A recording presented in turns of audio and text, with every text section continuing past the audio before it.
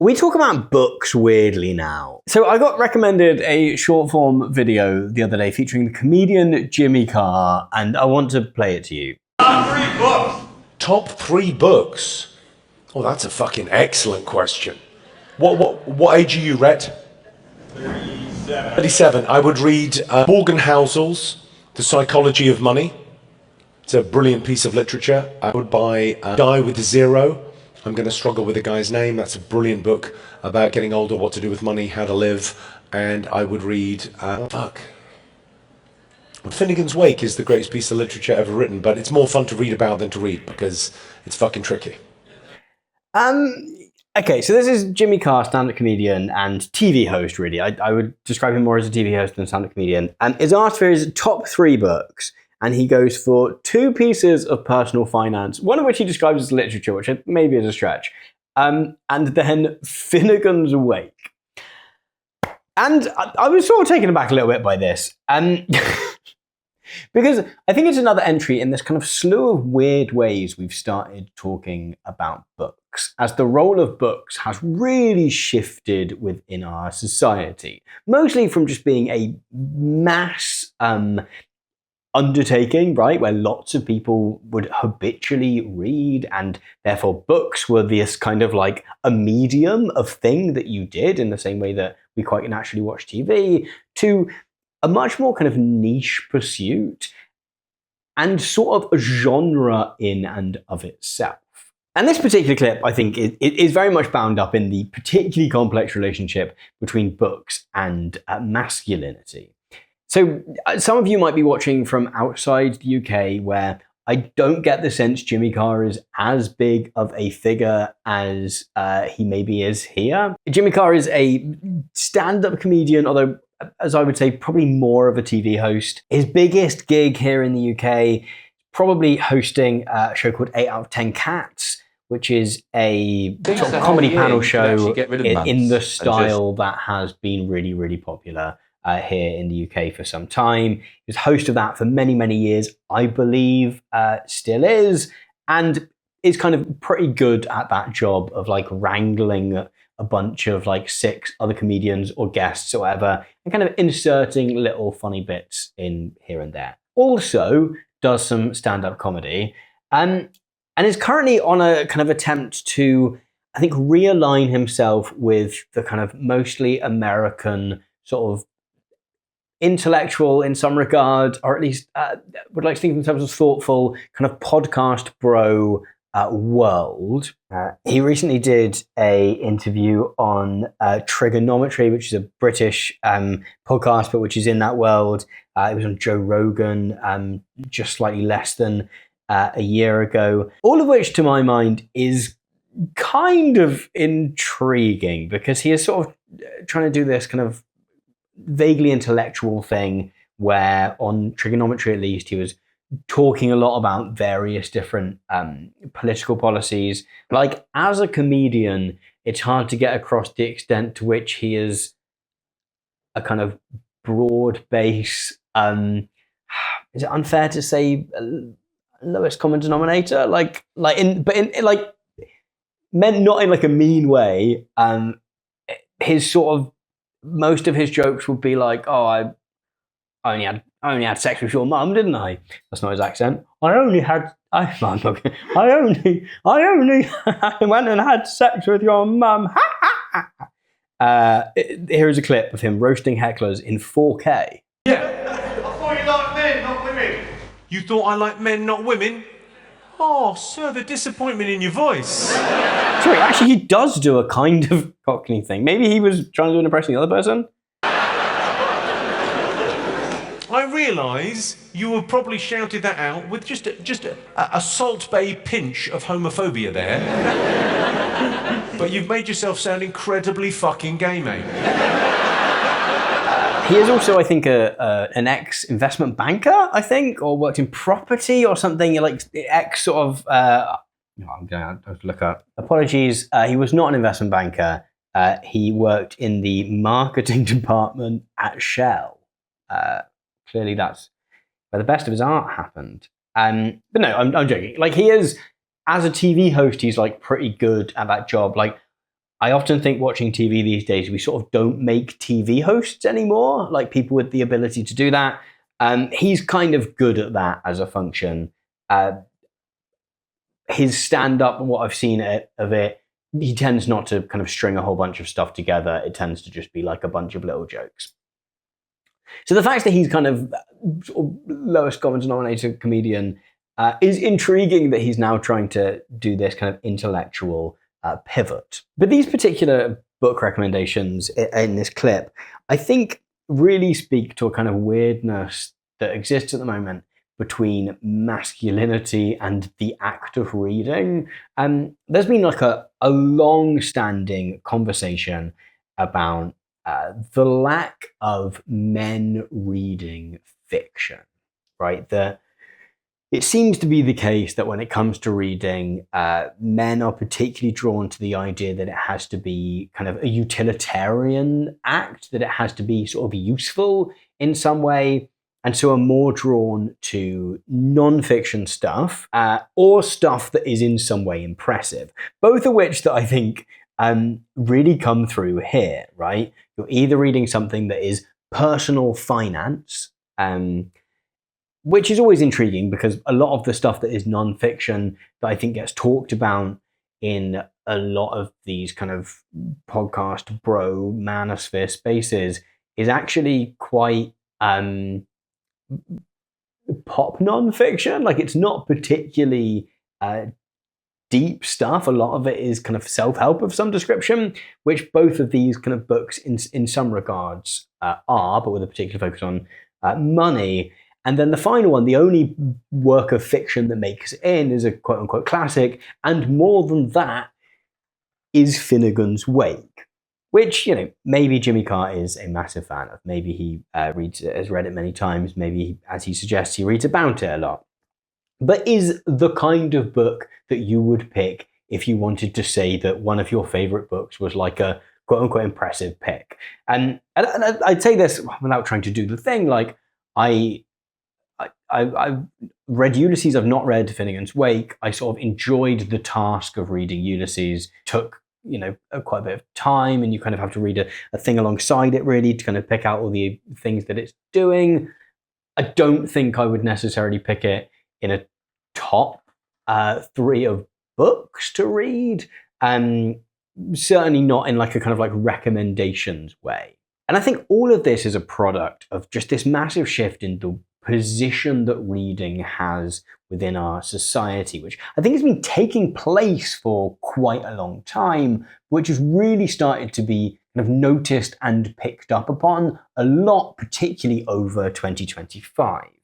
And some of you might have seen a Substack post which did the rounds in the middle of the year by a Times journalist called James Marriott about the dawn of the post-literate society. I think Marriott then went and did a bunch of podcast interviews. Here he is chatting to Jared Henderson, who is a fellow Nebula-ite, about, you know, the end of literacy. What does it mean to live in a quote-unquote post-literate society? In fact, this podcast round felt like a kind of evidence within an example of the fact that he was doing the kind of like podcast tour that one might previously have done having published a book based on a Substack post, right? Which functionally has like a lot of similarities, but is at the very least much shorter than a book. And I think reading becoming a much more niche pursuit really changes the way in which we talk about it and kind of the function that the act itself serves. So I spent the early parts of my career largely working in theatre, which has always been a little bit more niche than reading, partly because it's a thing that happens in a specific place. You have to go to it. There's therefore usually been more of a cost to doing so. But maybe in the past was slightly more of a mass pursuit. And the fact that, you know, at the time I was doing it was already much more niche than it had been, meant that the ways in which people talked about theatre were very different to the ways you might talk about cinema, talk about watching TV. And one of the first of those things is that the act itself becomes a thing that says something about you. So whether that's doing theatre or whether that's reading books, suddenly someone who is a reader is kind of someone who is set apart in a way that someone who watches TV or goes to the cinema or like likes music is just another person. And with that does come the temptation maybe to frame yourself as someone who reads Finnegan's Wake, right? And is by the virtue of the mere act of reading is sort of better than or is impressive. The other, and I think the one that's maybe a little bit sadder, is the fact that people start to come to view the medium as a kind of genre. And I think some of this probably underlines some of this relationship, particularly with masculinity and books, but maybe with everyone as well, is the ways in which if you watch a bad film, you assume the film was bad and you watch another one. If you listen to a bad piece of music, you assume that piece of music was bad and you pick something else next time. If you read a bad book now, you potentially just don't read for a while, right? The act itself becomes a kind of genre that you decide you don't like that genre, rather than you decide that particular book was bad or that particular kind of book was bad, because the sort of wide range of stuff that is available starts to look like one thing.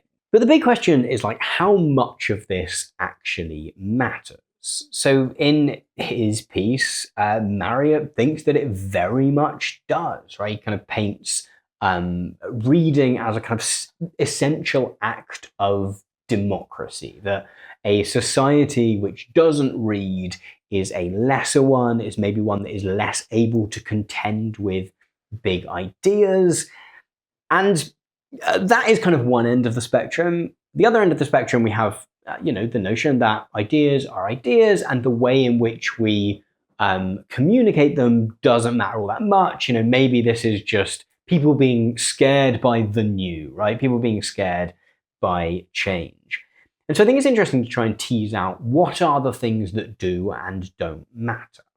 So one of the things that was really useful and that changed a lot about books early on, post the printing press, is that it becomes this way to communicate ideas to a really mass audience. And actually, we kind of have other mediums that do that as well, if not much better, right?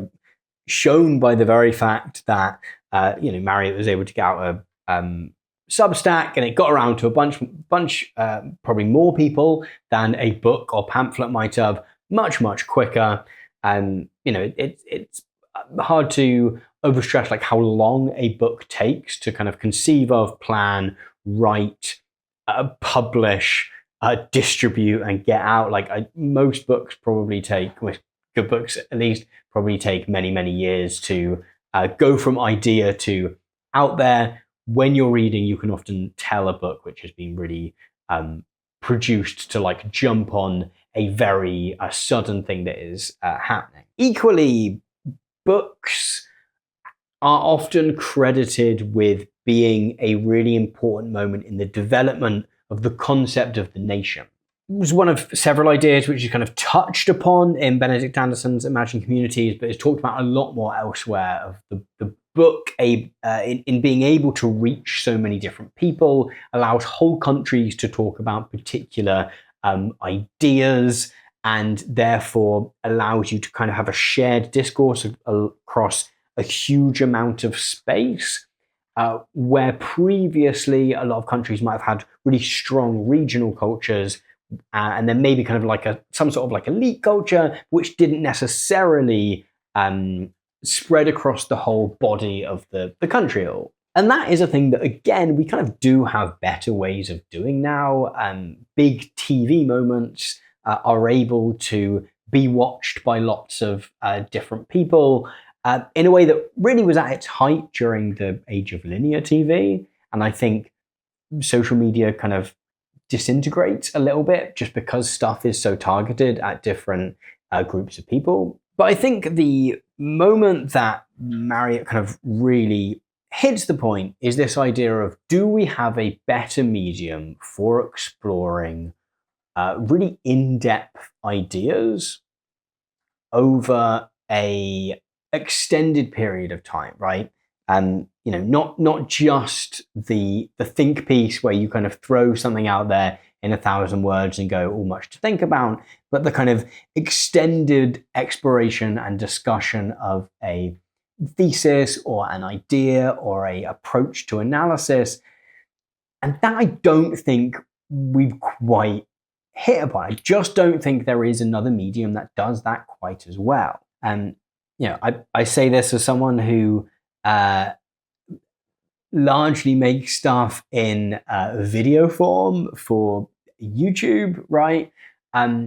Video is very good at some things, and some things that books also are good at, right? Being able to like engage a reader or an audience member through kind of linguistic or artistic flourishes. You can do a lot of that stuff in a well put together video essay. What you often can't do is explore the idea in the same length. In fact, I would say that video essays often, or can at least, do a similar task to a standard personal essay that you might previously or might still read, I don't know, in the New Yorker or somewhere.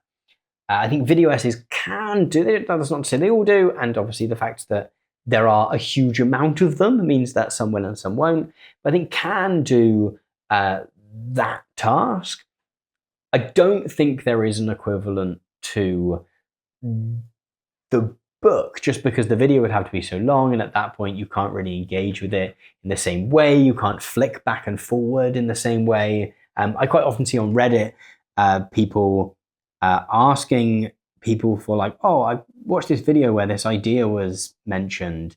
Can you tell me what video that was? In a way that books serve as like quite a good way of cataloging that kind of thing, or being able to have a bookmark in, or a notebook, or a note sort of bookmark in somewhere where you wanted to remember a particular idea that you just don't have in quite the same way. And there is a lot of talk about this kind of death of social media at the moment. There is a lot of discussion about the kind of death of social media at the moment. John Byrne Murdoch put together this article some time ago about how have we passed peak social media. So effectively, social media peaked in 2022, I think, and has started to drop off since then, some of which will probably be pandemic and then post-pandemic related. And yet I think a lot of that energy that was previously being spent on social media is just that we've made social media less social, right? That time is being spent on short form video instead. And short form video, I think, kind of is the antithesis of reading, for better or for worse, right? It might be more attention grabbing in the short term. However, it just is so condensed in comparison to that idea of spending, at least 5 hours maybe with a certain idea. It's about encapsulating that really quickly. Short form video is also designed short form video is also designed so that you don't have to watch it until the end. Like, the assumption is that you are not going to make it to the end of the thing, and that you always have a chance to nope out in a way that, I think, to a flaw, sometimes I feel like I have to finish a book even if I'm not enjoying it or finding it interesting, because it has this thing called a conclusion, right? That makes you feel like you have not done the thing if you've not got to the end. And you've now reached the end of this video.